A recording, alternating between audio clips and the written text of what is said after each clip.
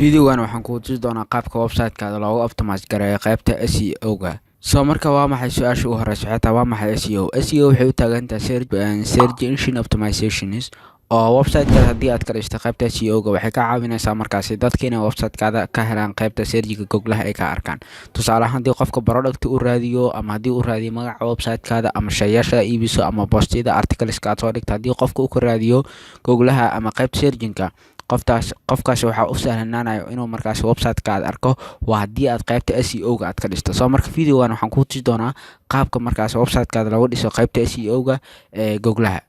Sidoo kale haddii aad tahay qof qora markaasi posts ama articles oo website blogging WordPress ah leh oo postiyo ama article soo dhigo qoraallo haddii aadan website-kaada qaybta SEO ka dhisin badanaa dad visitor ama helaysid sidoo kalena way adkaan doontaa markaas inaad lacag fiican aad ka sameyso AdSense ama in website-kaada lagu soo booqdo oo markaas dadka xayeysiima website-kaada ku dhuftaan. Marka cid mar walbaba website walba nooc walba aad isticmaasho way u wanaagsan yahay markaas website-kaada inaad ka dhisto qaybta SEO-ga. Marka haddaba aan u guda galno step-yada aan qaadayno si aan marka website ugu dhisno qaybta SEO-ga. Marka hore waxaa booqataa qaybta dashboard-ka ee website-kaada. Marka imaado kadib balaaginaysid kadibna waxaad dul tagtaa meesha ku qoran tahay add new oo waxaan u baahanahay laba balaagin oo naga caawiso. Marka koowaad balaaginka raadinayso waxaa loo yaqaanaa sitekit ayaad meesha ku qoraysaa. Balaaginkan waxaa power gareey ama iskale Google-ha ayaa iskale. Marka isagana install now ayaa dhahaysaa wakaasa balaaginka AdSense console iyo Google Analytics waxa dhan uu leeyahay saa ujeedana 2 milyan oo qof la soo degtay. Marka balaaginkan waa mid koowaad ee markaas aad u baahan tahay. Kadib marka balaaginku aad la soo degto kaliya waxaa dhahdaa haddana activate ayaa leedahay. Kadibna inta ayuu ku keenayaa marka waxaad dhahdaa meeshan ay ku dhufan tahay start setup oo waa setup gareynaynaa ama haddii kale dhinaca bidixda korna waa ka arkaysaa meesha rabto ku dhufanayso. Marka intaan iskaga dhufanaynaa kadib marka asiga kuma dhahayo marka Gmail iyo password gali Google-haada ku gal ayuu ku leeyahay in with Google aad ku dhufanaysaa oo Google-ha ay ku sameysan ay Gmail-ka aad markaas ku xiraysaa. Gmail-kan aniga hadda ii sameysan kaliya waxaan leeyahay isaga ayaan ku dhufanaa tusaalaan u soo qaadana. Kadibna waxaan leedahay markaas continue ayaan leeyahay. Kadibna waxaa dhahdaa allow ayaad ku sii dhufanaysaa. Kadibna waxaa dhahdaa next. Kadibna go to my dashboard. Marka hadda saa ujeedo waan ku xirnay kaasi. hal mar dashboard-ka ayaan ku soo laabanaynaa. Marka gadid iska dhameeshaanay marka hal mar waxaan ku dhufanaynaa qaybtan setting-ka ayaan ku dhufanaynaa bidixdeena. Marka waxaa ujeedaa inta hadda markaasi noogu xiran waxaa ujeedaa console inuu noogu xiran yahay analytics uu noogu xiran yahay. Console-kan Google-ha iskale wuxuu cadeynaa postiyadii aad soo dhigtay ayuu u sheegayaa inaad markaas Google-ha aad wax soo dhigto console waa qasab inaad ku xirato Google Console. Sidoo kale analytics-kan wuxuu ka caawinaa dadka soo booqdo website-kaada inaad aragto markaasi marka wakaasa AdSense xaggaas ugu sii xiran kartaa. Marka intaas sameyso dana balaagin kale ayaan u baahnaa soo deg kadib balaagin isdul tag kadibna waxaad ka sii doorataa add new. Balaaginka labaad u baahnaa waxaa loo yaqaanaa rank math. Marka meesha kore waxaad ku qortaa rank math ayaad ku qoraysaa waa balaagin qaybta SEO loogu dala postyaasha in lagu optimize gareysto tagiska waxyaabahaas dhan ku siinaa. Marka wakaas waad ku dhufanaysaa. Balaaginkan qayb option premium oo leeyahay laakiin midkiis free-ga waa iska isticmaali kartaa. Marka activate markii balaaginku uu sidaas kugu soo dego. Marka hadda balaaginka la soo degin step xigaan sameynayna waxaan iska tiraynaa waxa waay inaan balaaginkan setup gareyno. Marka waxaad sameysaa balaaginkii aan u baahanahay aan la soo degnay waxaad sameynaysaa wax yar oo soo deg dhinacaada waxaa ujeedaa bidixda wakaasa balaaginka rank math ku qoran yahay marka ku dhufo isagu. Inaan setup gareyno ayaan u baahanahay kadib waxaad dhahdaa connect your account marka asigana wuxuu ku leeyahay marka waxaad ku gashaa Google-ha marka Facebook marka Google-ha ayaan dooranayaa Gmail-keeda Google-han ku galaa oo sign in ayaan ku leeyahay password-ka sida Gmail-kaada dooro marka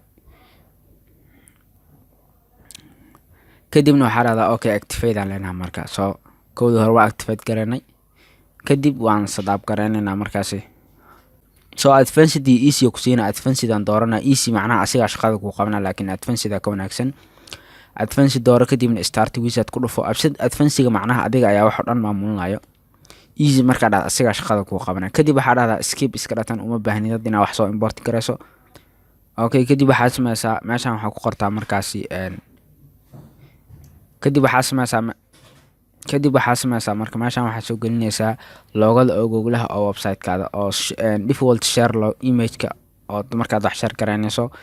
So marka media library aan taga aniga hadda hal blog aan iska soo gelina hadhowna waan tusi doonaa boostiyada markaa Facebook share garaynaysa qaabka markaa sawirka uu soo baxay iyo waxaas loo habeeyo. marka intaan sawir midka aad rabtaan waxaan ka dooranaynaa website-ka loogada website-keena ka dooranaynaa kadib waxaan leenahay use this file kadib save and continue ayaad kusii dhufanaysaa kadib waxaa dhahdaa connect Google service ayaad kusii dhufanaysaa haddana waad Google ayaad kusii xiraysaa macnaha kadibna waxaad ku dhahdaan Gmail-kaadi la dooro mar labaad ay kugu soo celinaa. So waxyaabahan dhan marka waa inaa access aad u siisaa oo aad u ogolaataa tik wada saar marka dhamaantood.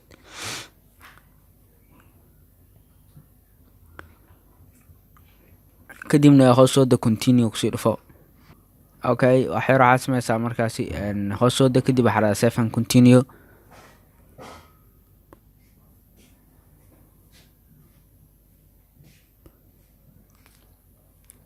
kadib waxaa kusii dhufataa haddana save and continue kusii dhufo kadib save and continue dheh kadib set up advanced options ayaad ku dhufanaysaa kadib waxaa dhahdaa save and continue. Okay marka intaas sameyso meeshan ay ku qoran tahay 404 kaani waad furaysaa oo website-kaada marka qofka link qaldan gala website-kaada dhex keena kadib save and continue midkan laakiin redirection-ka u baahnid asiguna.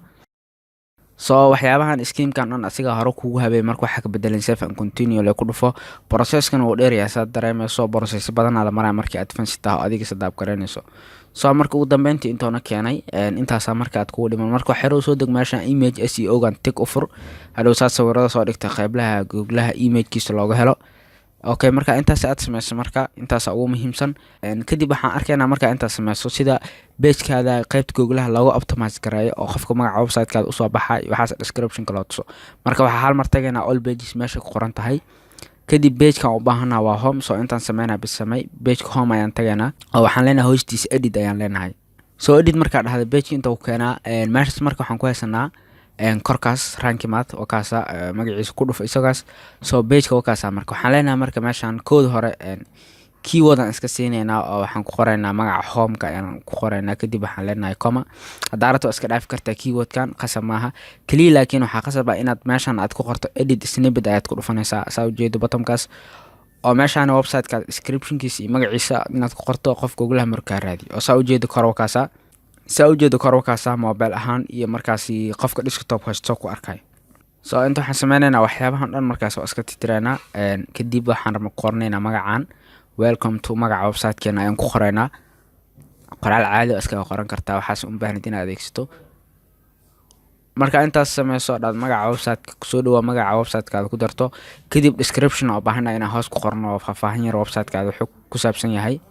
So marka xigta meeshan waxa ku qoraysaa description-ka. So marka description-ka waa wixii ciwaanka website-kaada hoos imaanayo ku saabsanaa marka qoraal ku copy-paste jira isaga waxaan leeyahay paste-yan soo leeyahay waa kaasa marka saasoo hadda ugu soo baxay faahfaahin yaraata description-kaada 3 sar intaas ay dhaafin si loo arko isan wax u qarsoomin.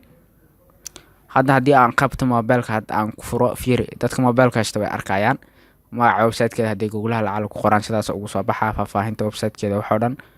So sidaas aad u hagaajin kartaa page walbana inta page website-kaada ku jirto sidaas u sameyn kartaa. page walba edit leedahay waa hoos imaanaysaa faahfaahintiisa ku qoray page shop ha aad page contact ahay waxyaabahaas oo dhan oo hadhow qofka soo u arka page taxan markuu uu Google ka soo raadiyo. marka intaas sameyso close iska dheh kadibna waxaa dhahdaa meesha update ay qoran tahay oo xogta u update gareyso. So marka intaas ugu muhiimsan qaabka website-kaada page-kiisa loo hagaajiyo. So marka intaas sameyso meesha kor ku dhufanayna waa ka laabanayna hadda marka posts aan leenahay kadib all posts waxaan ku tusaa qaabka postida loo optimize gareeyo. postigana edit iska leeyahay hadda website-kaada sidaas oo optimize gareeyo home pages-kiisa iyo dadka markay booqdaan hadda postigiisa loo optimize gareeyo. postigiisa loo optimize gareeyana dhowr step la maraa mar walba post soo dhigtana sidaan inaa optimize gareyso waa taas maskaxda ku hay. So calaamadii rank math-kan ku dhufanayna kor hadda 100% inaan geeno naga 110 aan maraynaa marka saa u jeedo meeshan waxaan ku sameynaynaa tusaalahan kaba soo qaad waan copy-yeynaa horta ciwaanka title-ka kadib meeshan keyword-ka isagaan leenahay control paste ama control v soo celi. soo hadda saa ujeed 48 ee gaarta boqolkii. marka meelahan dhan waa buuxinaysaa. marka labaad wuxuu ku dhahay keywordka lagama helin CEO ga qaybta descriptionka. hal mar waa kana edit snippet ayaa leedahay. soo kor waxaa ku haysaa kor titlekii websiteka ku haysaa ciwaankii, hoosna maxaa la descriptionkii. soo marka hoos waxaa ku qoraysaa markaasi faahfaahin yar ayay ku qoraysaa oo descriptionkii. okay, marka intaas aad ku qorto control waxaan leenahay halahan waate control v ayaan leenahay intaas ka tir oo titlekii soo celinaynaa inaan waxaan rabnaa noo badato scoreka. soo postiga wakaasa faahfaahintiisa wakaasa descriptionka wakaasa. soo marka hal mar haddii kor u baxo waxyaabo kale aan ku tusaa oo qaybta hadda ama mobilka aan ka galanay qofka sidaas oo arkaa post walba iyo faahfaahintiisa. marka saas u maamuli kartaa qaybtan social ku dhufo meesha muhiimka marka waa taas oo kor social ku dhufo. soo haddii aad rabto inaad Facebook ku share garayso qaabka waxaan ku tusaa postigan Facebook oo ugu share garayn karto sawirkii ii saaran. soo Twitter wakaasa, Facebookna wakaasa marka ku share garaynayso. soo ciwaankan iyo qoraalkan hoos qorno dhan waa bedeli kartaa, sawirka waa hagaaji kartaa. hadda sawir uu leeyahay ka soco meeshaan marka titleka wakaasa, titleka waa bedeli kartaa. sidoo kale meeshaan hoose hadaa u furto iconka wakaasa waa arkaysaa iyaduna bottom icon kusoo dari kartaa. soo hadda waa iska qaada kaasi un baahni. meeshaan marka titleka ay ku qoran tahay waa bedelaynaa. tusaale ahaan titlekaas magacay waxyaabahaas dhan un baahnin. soo titleka waxaan ku qoraynaa halihii copyga ah bes. saa ujeeda hadda titleka uu isbedela magacii websiteka oo naga haray. kadib meesha hoose descriptionkana wax yaraan ku qoraynaa. tusaale ahaan kaba soo qaad intaanoo kale qoraal ayaan ku qoraynaa oo ku saabsan postiga ama articleka sidoo qof hadhow markaas ugu helo. soo hadal yaroo gaaban oo qofka hadhow postigaada suurtageli inuu ku dhufto ayaad meeshaas ku qoraysaa. hadalkana yoosan dheeraan descriptionkaada ha yaraado. soo intaasaa ku qoraynaa markaas bes. hadda saa ujeedo descriptionkii waa yaryahay, postiga qaybta korana markaas ciwaankiisa waa u yaryahay. soo marka qaabkaas ayaad u habeen kartaa waxyaabaho dhan. Twitterkana sidoo kale waa hagaajin kartaa isaguna. marka Facebook xooga saar maadaama Facebook aad ku share garaynaysaan badankiina. soo SEO ga hadda waxaa ujeedaa boqolkiiba 50 oo mara waa sii badi kartaa. talaabooyinkan waa sii buuxin kartaa. hadda content marka kale keywordka lagama helin qaybta URL-ka ku dhahay. hal mar settingka haddaa aad tagto kadib meeshaan ay ku qoran tahay waxaad sameynaysaa meeshaas mid u koraysa yes summary-ga hoosteeda furaysaa. kadib meeshaan saa ujeed URL aan ku haysanaa waa kaasaa ku dhufo. kadib URL-ka inta ka bedel waxaan dhan tir URL-ka ku qorso ciwaanka ahaa copy ku soo dheh. soo marka wakaasa meeshii hadda marka aan kusoo laabanaynaa asaga waxyar isbedela URL-ka wakaasa waxyaraa sugaysaa kaas. marka inta kale sidaasa aad u habeynaysaa oo boqolkiiba cagaar inta kusoo gaaraya 80 camal. hadda 50 oo mara 30 kale ku daraysaa. kadib postigaadu optimize garaysan. hadda tusaale ahaan kaba soo qaad bilowga contactiga oo kale ku dara inta camal hadda titleka ciwaanku soo hadda soo saa ujeedo content ishanoo gaara keywordka waa laga hela qaybta bilowga contentiga. halaas u horeyso dhan hadda mid la tika saar haddana xirtaas qaybta additionalka haddana waa furaysaa. taas way wanaagsantahay additionalka fur. keywordka saa ujeeda wuxuu ku dhahay h1 ama h2 ma ahan. tusaale ahaan hal mar right inta waxaan leeyahay interaan leeyahay. tusaale ahaan kaba soo qaad control v ciwaankan soo celinaa. haddana waxaan ka dhigaa h2 aan ka dhigaa ciwaan aan ka dhigaa kaba soo qaad heading aan ka dhigaa. soo saa ujeeda hadda isbedela kaasina tigaa saaran ujeedado. soo heading ka dhig haddana image-ka kusoo daro ku leeyahay. soo wax yar waxaa sameynaysaa image-kii ayaa tagaysaa oo kusoo daraysaa keywordkaada. hal mar settingka tagaynaa kadib posti aan leenahay. kadib waxaa sameynaysaa image-ka waa kaasaa featured image-ka oo furaysaa. kadib image-ka ku dhufo. kadib meeshaan ay ku qoran tahay title-kan iyo alt-gan camal soo dhigaysaa title-ka ciwaanka ahaa. kana waa tiraysaa hal mar waxaani kadib ciwaanka soo dhig. kadib waa ku dhufanaysaa. soo wax yar haddana kadib tirado isii bedelaysaa. hadda 58 ay maraysaa. soo image-kaasna isbedela waqtiyo badan qaataa. markii keywordka yaryo ku dhahay URL-ka yar dheer waxaas oo dhan hagaajiso ka raba linkiya ku soo darto website kale ilaa boqolkiiba markaas inta ka geenaysa 80. marka qaabkaas oo optimize garayn kartaa website-kaada. kadib update aan leenahay shaqada markaa qabano. soo hadda waxaan ku tuso marka soo markii xigto intaas aad samayso marka hadda step-yadan kale waxaa kaasii rabaa inaad raacdo tusaale ahaan intaan update garayno dhammaan video waxaan ku tusaa qaabka use content AI-gan camal oo hoos ku yaala hadday kusoo dareen future-kan. soo waxaan ku tusaa qaybtan u hooseyso ee ku qoran tahay content AI-gan research haddaan ku dhufano research aan hadday future-kan kusoo dareen waxaa arkaysaa score-ka intuu yahay website-kaada qaybta Google laga heli karo, inta erayaa qortay, inta heading-ka ciwaanay ku jirto, waxyaabahaas oo dhan tageskan ku siinaa. wuxuu ku leeyahay tageskan waa isticmaali kartaa camal copy kadib kusoo dar. marka kaasna waa mid ka caawinaya in website-kaada qaybta hadda 68 ay gaartay. saa ujeeda way soconaysaa haddii aad maanta dhan ku celceliso 100 waad si gaadsiin kartaa.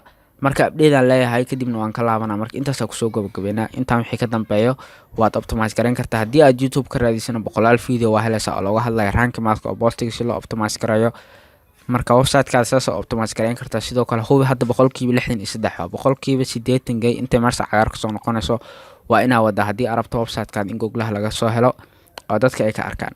marka intaas kusoo gabagabeynaa. haddii aad u baahan tahay inaad barato qaabka loo sameeyo WordPress website blogging ahaan oo postiyo lasoo dhigo, AdSense loo xirto, SEO loo dhiso, waxaa jirta koorso aan ka diyaarin website-keena booqaamilaso ama inter YouTube-ka waa ka helaysaa videogeena YouTube-ka dhexdiisa ka helaysaa. marka koorsadaas ka faa'iideyso. haddii aad wax website u baahan tahayna sidoo kale waa nala soo xiriiri kartaa. nuuca doona aad e-commerce aad e-learning aad. marka muuqaalka xigo iyo qaar badan.